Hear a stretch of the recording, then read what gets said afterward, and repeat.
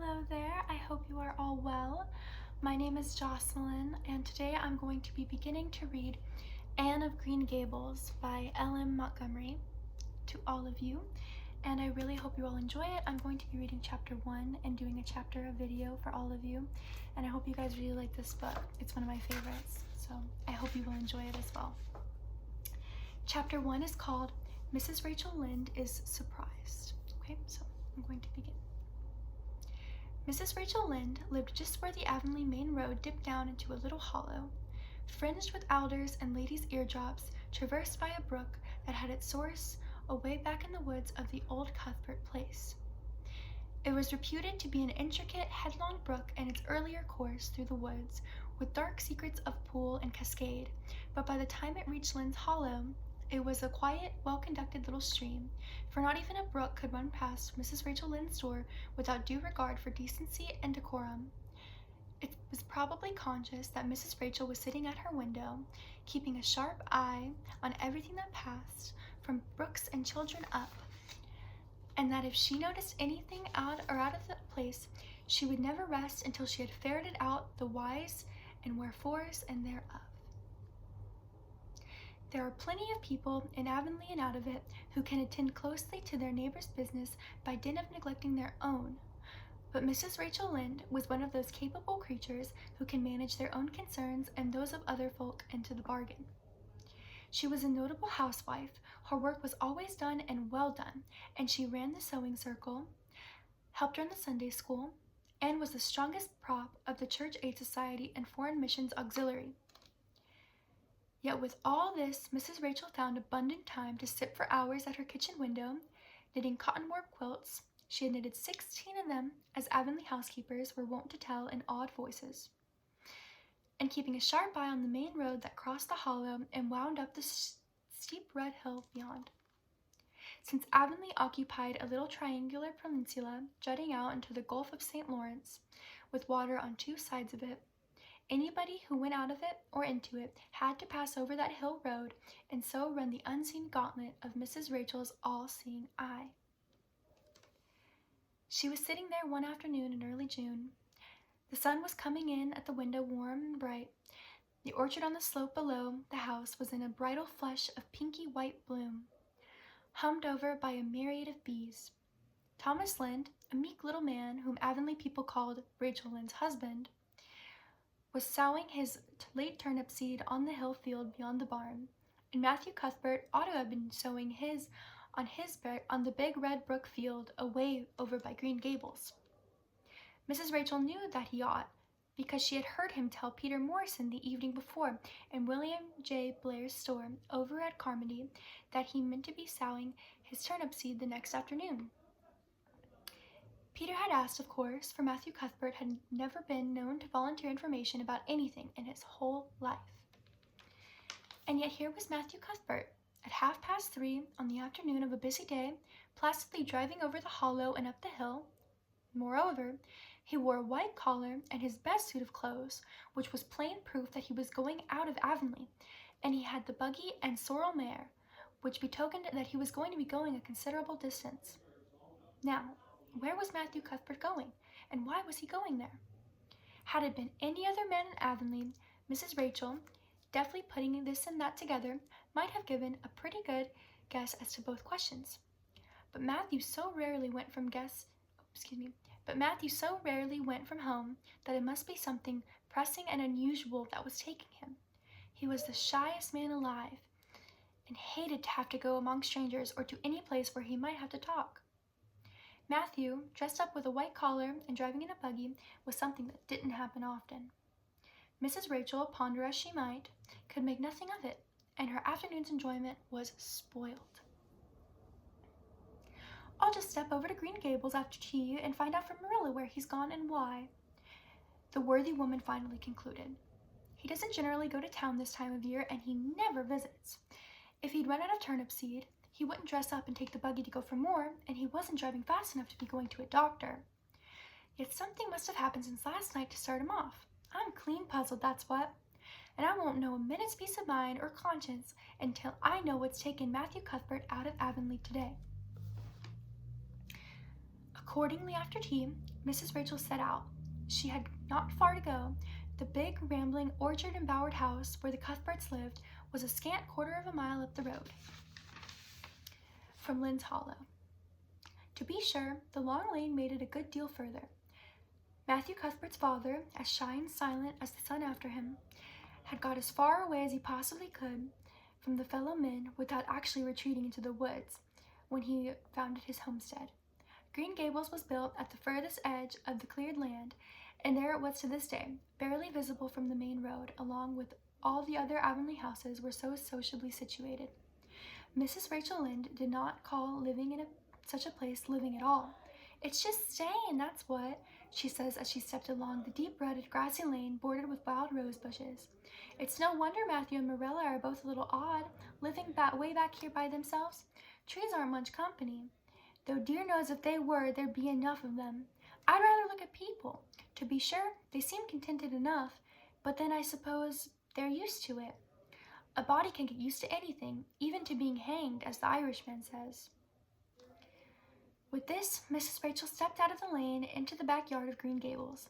Very green and neat and precise was that yard, set about on one side with great patriarchal willows, and on the other with prim Lombardies.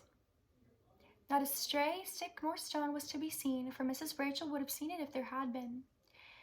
Privately, she was of the opinion that Marilla Cuthbert swept that yard over as often as she swept her house. One could have eaten the meal off the ground without overbrimming the proverbial peck of dirt.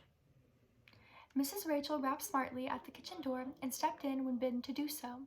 The kitchen at Green Gables was a cheerful apartment, or would have been cheerful if it had not been so painfully clean as to give it something of the appearance of an unusual parlor. Its windows looked east and west. Through the west one, looking out on the backyard, came a flood of mellow June sunlight. But the east one, whence you got a glimpse of the bloom, white cherry trees in the left orchard and nodding, slender birches down in the hollow by the brook, was greened over by a tangle of vines. Here sat Marilla Cuthbert, when she sat at all, always slightly distrustful of sunshine, which seemed to her too dancing and irresponsible a thing for a world which was meant to be taken seriously. And here she sat now, knitting, and the table behind her was laid for supper. Mrs. Rachel, before she had fairly closed the door, had taken mental note of everything that was on the table. There were 3 plates laid, so that Marilla must be expecting someone home with Matthew to tea. But the dishes were everyday dishes, and there was only 1 crabapple reserve and 1 kind of cake, so that expected company could not be any particular company. Yet what of Matthew's white collar and the sorrel mare? Mrs. Rachel was getting fairly dizzy with this unusual mystery about the quiet, unmysterious Green Gables. "Good evening, Rachel," Marilla said briskly. "This is a real fine evening, isn't it? Won't you sit down? How are all of your folks?" Something that, for lack of any other name, might have been called friendship existed, and had always existed between Marilla Cuthbert and Mrs. Rachel, in spite of, or perhaps because of, their dissimilarity.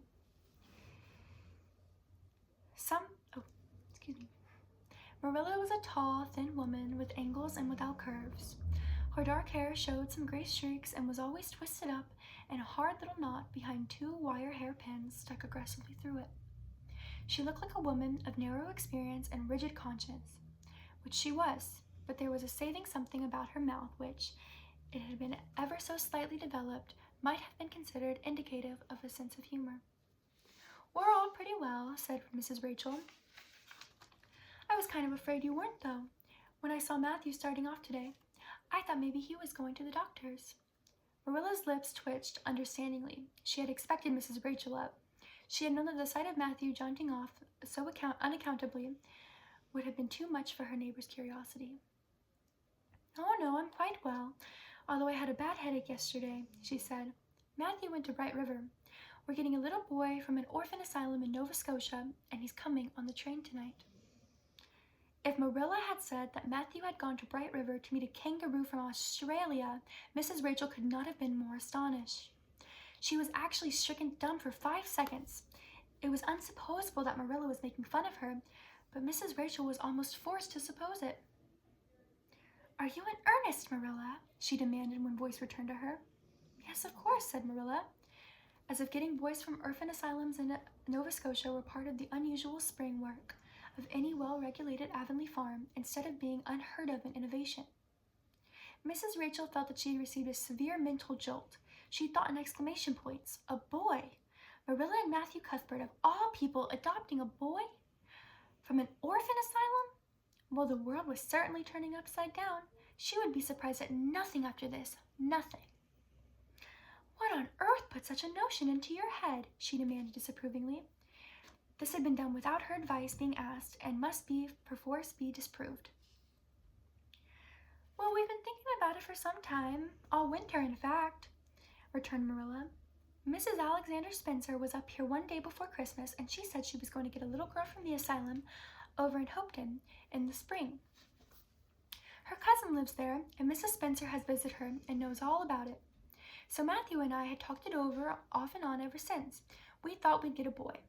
Matthew is getting up in years, you know. He's 60, and he isn't so spry as he once was. His heart troubles him a good deal, and you know how desperate hard it is to get hired help. There's never anybody to be had but those stupid half-grown little French boys, and as soon as you do get one broken to your ways and taught something, he's up and off to a lobster cannery or to the States. At first, Matthew suggested getting a homeboy, but I said no flat to that. They may be all right, not saying they're not, but no London Street Arabs for me, I said. Give me a native-born at least. There'll be risk no matter who we get. But I feel easier in my mind and sleep sounder at nights if we get a born Canadian. So in the end, we decided to ask Mrs. Spencer to pick us out one when she went over to get her little girl. We heard last week that she was going, so we sent her word by Richard Spencer's folks at Camrody to bring us a smart, likely boy of about 10 or 11. We decided that would be the best age, old enough to be of some use in doing chores right off, and young enough to be trained up proper. We mean to give him a good home and schooling. We had a telegram from Mrs. Alexander Spencer today. The mailman brought it from the train station, saying they were coming on the 5:30 train tonight. So Matthew went to Bright River to meet him. Mrs. Spencer will drop him off there. Of course, she goes to the White Sands station by herself. Mrs. Rachel prided herself on always speaking her mind. She proceeded to speak it now, having adjusted her mental attitude to this amazing piece of news. Well, Marilla, I'll just tell you plain that I think you're doing a mighty foolish thing, a risky thing, that's what. You don't know what you're getting. You're bringing a strange child into your house and home, and you don't know a single thing about him, nor what his disposition is like, nor what sort of parents he had, nor how he's likely to turn out.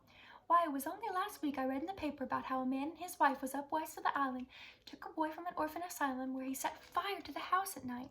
Set it on purpose, Marilla. Nearly burnt them to a crisp in their beds. And I know they couldn't break him off of it. If you had asked my advice in the matter, which you didn't do, Marilla, I'd have said for mercy's sake not to think of such a thing, that's what. This job's comforting seemed neither to offend nor alarm Marilla. She knitted steadily on. I don't deny there's something in what you say, Rachel. I've had some qualms myself, but Matthew was terrible set on it. I could see that, so I gave in. It's so seldom Matthew set his mind on anything that when he does, I always feel it's my duty to give in. And as for the risk, there's risks in pretty near everything a body does in this world. There's risks in people having children of their own, as if it comes to that, they don't always turn out well. And then Nova Scotia is right close to the island, and it isn't as if we were getting him from England or the States. He can't be that much different from ourselves. Well, I hope it'll turn out all right, said Mrs. Rachel in a tone that plainly indicated her painful doubts. Only don't say I didn't warn you if he burns down Green Gables, or put something in the well. I heard of a case over in New Brunswick where an orphan asylum child did that, and the whole family died in fearful agonies. Only it was a girl in that instance. Well, we're not getting a girl, said Marilla, as if poisoning wells were a purely feminine accomplishment and not to be dreaded in the case of a boy. I'd never dream of taking a girl to bring up. I wonder at Mrs. Alexander Spencer for doing it. But there, she wouldn't risk shrink adopting a whole orphan asylum if she took it into her head. Mrs. Rachel would have liked to stay until Matthew came to be home with his imported orphan, but reflecting that it would be a good 2 hours at least before his arrival, she concluded to go up to the road to Robert Bell's and tell them the news. It would certainly make a sensation second to none, and Mrs. Rachel dearly loved to make a sensation. So she took herself away, somewhat to Marilla's relief, for the latter felt her doubts and fears retrieving under the influence of Mrs. Rachel's pessimism. Well, of all things that ever were or will be, ejaculated Mrs. Rachel when she was safely out in the lane. It does seem that I must be dreaming. Well, I'm sorry for that poor young one, and no mistake. Matthew and Marilla don't know anything about children, and they'll expect him to be wiser and steadier than his own grandfather. If so be he's ever had a grandfather, which is doubtful. It seems uncanny to think of a child at Green Gables somehow. There's never been one up there, for Matthew and Marilla were both grown up when the new house was built, if they were ever children, which is hard to believe when one looks at them. I wouldn't be in that orphan's shoes for anything. My, but I pity him, that's what. So said Mrs. Rachel to the wild rose bushes out in the fullness of her heart. But if she could only have seen the child who was waiting patiently at the Bright River station at that very moment, her pity would have been still deeper and more profound. Okay, that is the end of chapter 1. I hope you guys enjoyed, and yeah, thank you for watching.